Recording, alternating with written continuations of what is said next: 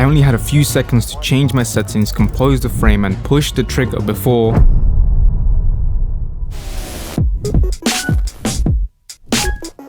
At the end of 2019, I took a trip to Japan for a project that my production company DKD21 Media was working on. We were making a documentary on salsa as a cultural identifier. You may have heard of salsa. No, not that salsa, this salsa.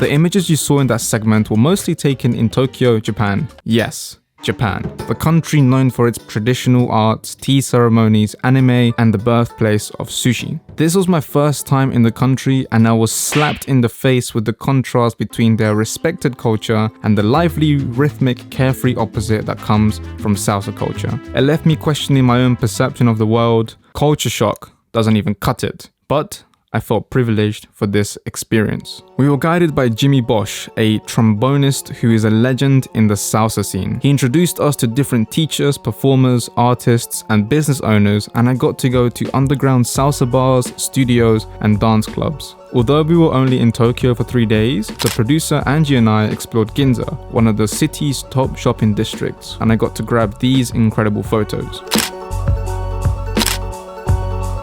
But none of them prepared me for when we decided to go to Shibuya.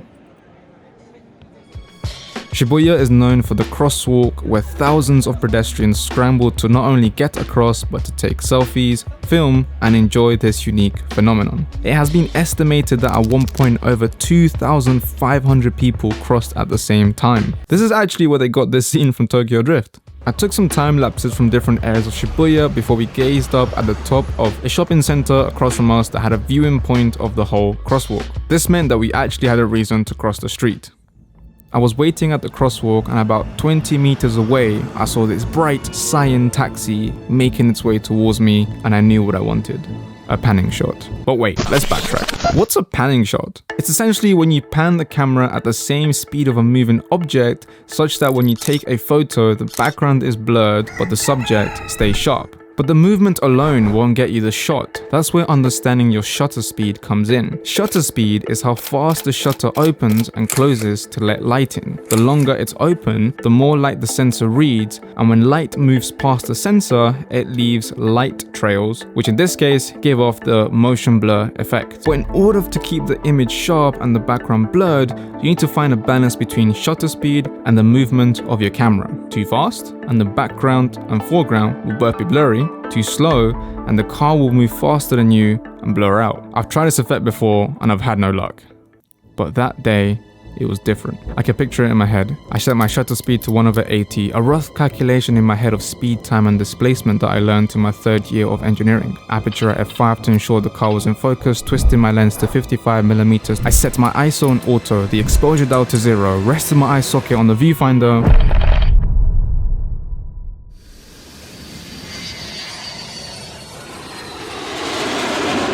It took a while before I really looked at the photos and played around with them on Lightroom. While scrubbing through them and having the bright cyan colors lit up my face, only one of them stood out. The composition was clean. The details in the crosswalk gave us context. It had the perfect amount of motion blur, allowing us to understand the background but also telling us the story. The car was as sharp as it could be, and I love how the wheels were also blurred. Every second I stared, I could hear the crowds around me, camera shutters, cars beeping, and wind passing my ears. I was immersed.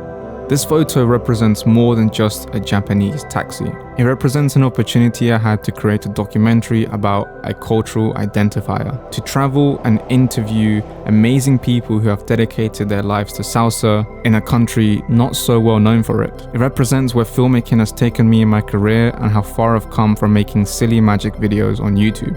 I became obsessed. It was not long before it became my desktop background. I posted it everywhere and even made it my LinkedIn profile background. But there was something missing. This was a memory that I want to relive, but it was living in a digital space. A space that I need to turn on myself, will only see for a few moments before life takes over and covers it with to-do lists, calendars, and software. Photography is a time machine. Think about the times you took a photo of a friend, family. The emotion you feel when you look back at the photo is more than just reliving a memory, it's reliving a feeling. For me, photography is about freezing a moment so that I can come back and relive it later. Photography is a time machine.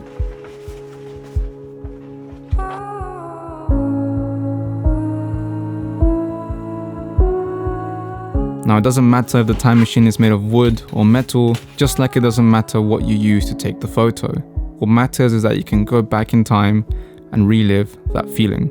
I'm humbled that I'm lucky enough to travel to beautiful places, know amazing people, and freeze those moments in time to look back on in the future.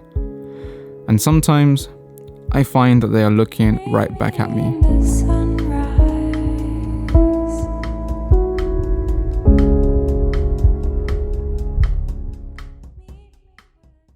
This video was mainly edited using Descript. As someone who studied engineering, I value efficiency, and Descript makes my creative process that more efficient thanks to its groundbreaking software that allows creators to edit video and audio like a text document. Seriously, once you upload your footage, a clever algorithm transcribes your audio and allows you to move text around and subsequently re-edit your footage. No more finding the right cut or lengthy podcast editing sessions. Simply read, arrange, repeat, and your video gets edited. That's pretty much it.